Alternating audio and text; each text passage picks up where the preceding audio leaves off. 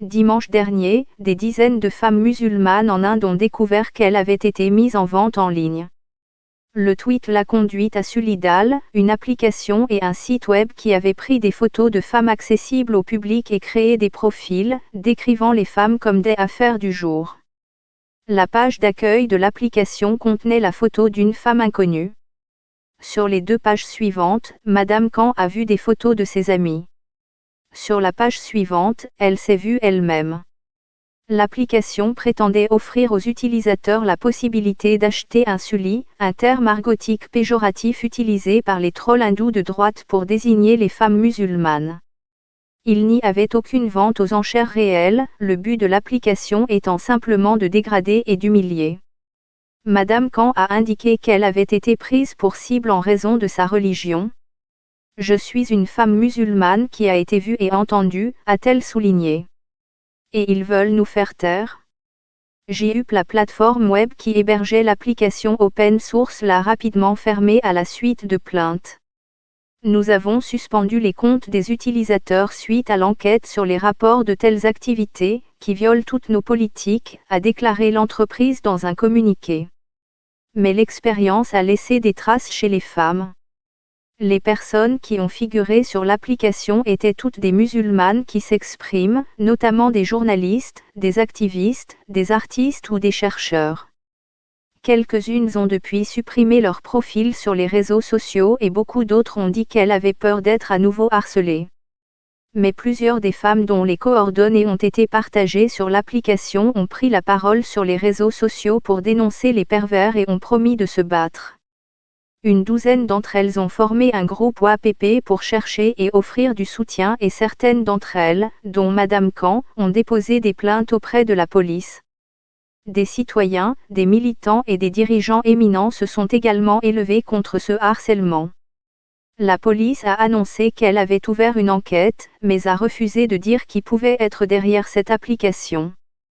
Les personnes qui ont créé l'application ont utilisé de fausses identités, mais Aziba Amin, coordinatrice des réseaux sociaux pour le parti d'opposition Congress, a mis en cause plusieurs comptes qui attaquent régulièrement les musulmans, en particulier les femmes musulmanes, et prétendent soutenir les politiques de droite.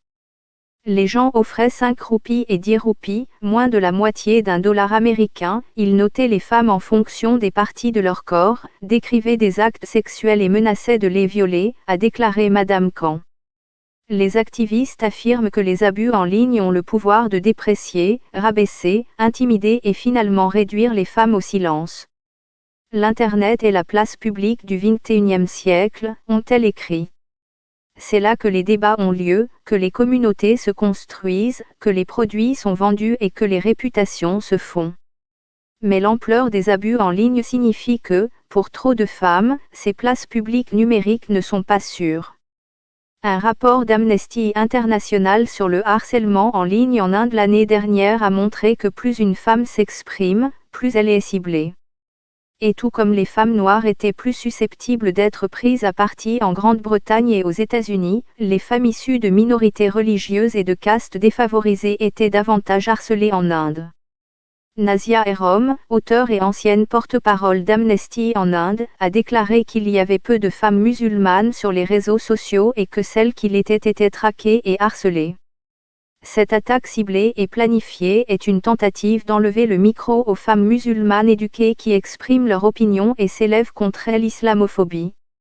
C'est une tentative de les faire taire, de leur faire honte, de leur enlever l'espace qu'elles occupent, a-t-elle déclaré.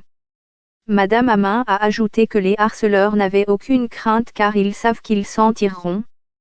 Elle a cité plusieurs cas récents d'atrocités commises contre des musulmans et encouragées par des partisans du parti au pouvoir, le BJP, tel qu'un ministre du gouvernement qui a décoré de guirlandes 8 hindous condamnés pour avoir lynché un musulman, et le nouveau ministre de la radiodiffusion du pays, que l'on a vu l'année dernière dans une vidéo virale inciter une foule hindoue à tirer sur les musulmans. Pour les femmes dont l'identité a été prise et utilisée par l'application Sulidal, le combat pour la justice pourrait être long et difficile. Mais elles sont déterminées à l'obtenir. Si la police ne trouve pas ceux qui nous ont mis en vente, j'irai devant les tribunaux, a déclaré Madame Khan. Je vais poursuivre jusqu'au bout.